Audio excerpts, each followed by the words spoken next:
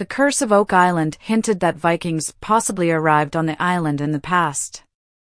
This comes as the team waits for the tunnels to allow them to go underground and explore the rooms they believe might hold treasure. Here is a look at why the guys think that Vikings arrived on the island.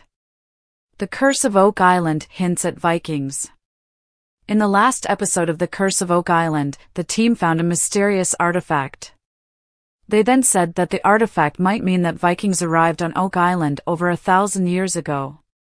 This was a positive moment on the show, especially considering that things didn't go well for the guys up to that point.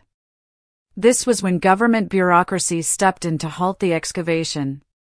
Luckily, there is a lot to explore on the Curse of Oak Island. Even now, after so many years, the team has picked over the entire island for clues. However, they are still finding things. Gary Drayton and Jack Begley went to Lot 8 and they found a metal plate with an insignia on it. The copper object on Oak Island proved to possibly be extremely old and European. This last The Curse of Oak Island episode added some conjecture to the object.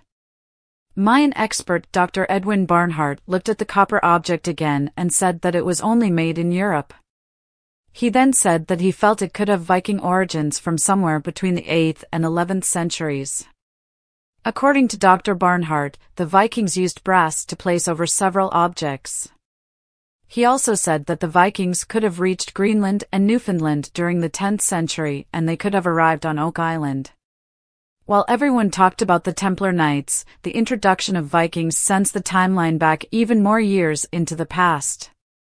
Also, remember, the team found a Viking coin on Oak Island in 1996 on Lot 5. When will fans go underground on the Curse of Oak Island? The entire discovery and discussion of Vikings happened around the same time that the plans to excavate the garden shaft screeched to a halt. While the Curse of Oak Island guys hired the Dumas Mining Company to excavate for them, the Canadian government stepped in. Unfortunately, they stopped everything for now. This is because the entire operation was labeled as a mining operation since they were excavating.